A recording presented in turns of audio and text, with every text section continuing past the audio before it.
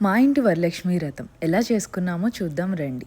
ఎప్పుడూ కూడా ఏ పండగైనా, పూజ అయినా ఉంటే లేట్‌గా నిద్ర లేచి, ఆ పూజ టైంకి రెడీ అయ్యి కూర్చునేవాళ్ళం. అలాంటిది ఇప్పుడు మా అంతట మేమే పూజలు చేస్తున్నామంటే మాకే కాదండి, మా ఇంట్లో వాళ్ళకి కూడా చాలా ఆశ్చర్యంగా ఉంది. సో, మాకున్న ఎక్స్‌పీరియన్స్‌కి, స్పీడ్‌కి అదే రోజు అన్నీ అయితే చేయలేమని మేమైతే ముందు రోజే మొత్తం దేవుడి మండపాన్ని మొత్తం నీట్‌గా తీసేసి, శుభ్రంగా అన్నీ తుడుచుకొని, ఇలా బొట్లు అంటే గంధం, కుంకంతో అయితే బొట్టు పెట్టుకున్నాం. ఆ తర్వాత మళ్ళీ యథావిధిగా వాటి ప్లేసుల్లో అయితే ఆ దేవుళ్ళని సదిరేసుకున్నాం. ఆ తర్వాత ఎక్కడైతే మేము పూజ చేస్తామో ఆ ప్లేస్ అంతటిని కూడా నీట్‌గా తుడుచుకొని, ఇంకా మాప్ పెట్టుకొని ఆ ప్లేస్‌నంతా కూడా పూజకి సిద్ధం చేసుకున్నాం.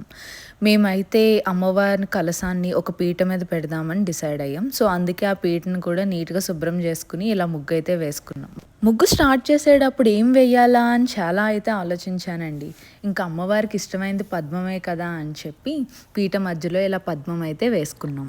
అలా వేసిన తర్వాత మధ్యలో ఫస్ట్ అయితే మేము కొంచెం బియ్యాన్ని వేసుకుని దాని మీద పసుపు, కుంకుమ, అక్షంతులు కూడా మధ్యలో పెట్టుకున్నాం.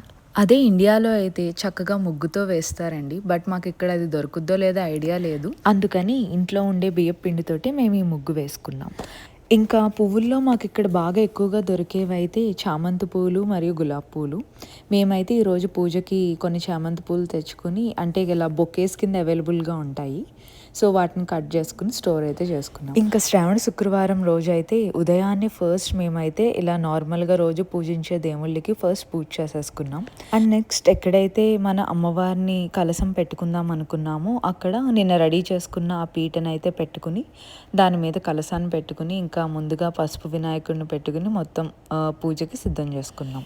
మేమైతే 5 రకాల ప్రసాదాలు చేసుకున్నామండి. పరమాన్నం, పులిహోర, చలిమిడి, వడపప్పు, ఇంకా పానకం. సో, ఆ ప్రసాదాలన్నిటిని కూడా మేమైతే ఇలా చిన్న చిన్న బౌల్స్‌లో పెట్టుకుని దేవుడికి నైవేద్యం కింద అయితే పెట్టామండి. ఇంకా నెక్స్ట్ అయితే మేమైతే పూజ అయితే స్టార్ట్ చేసుకున్నాం. పూజ మాత్రం చాలా చాలా బాగా జరిగిందండి. చాలా పీస్‌ఫుల్‌గా, హ్యాపీగా చేసుకున్నాం.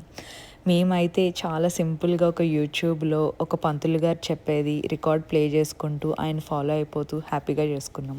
నాకు తెలుసు మీరందరూ కూడా మీ ఇంట్లో వరలక్ష్మి వ్రతం ఇలానే చాలా బాగా చేసుకుంటారని అనుకుంటున్నాను. ఇంకా మేమైతే ఎండింగ్‌లో అమ్మవారికి అష్టోత్తరాలు చదువుకుంటూ 108 పువ్వులతో పూజ అయితే చేసుకున్నామండి. ఇంకా లాస్ట్‌లో తోరణాలు అయితే చేతికి కట్టుకున్నాం. సో, ఇలా మా పూజ అయితే చాలా బాగా జరిగిందండి. అండ్ మర్చిపోకుండా ఈ మూమెంట్‌ని అయితే ఎంజాయ్ చేయండి. Leave the moment and be grateful for what you have. మళ్ళీ మరొక మంచి రీల్ ఆర్ వీడియోతో మళ్ళీ కలుద్దాం.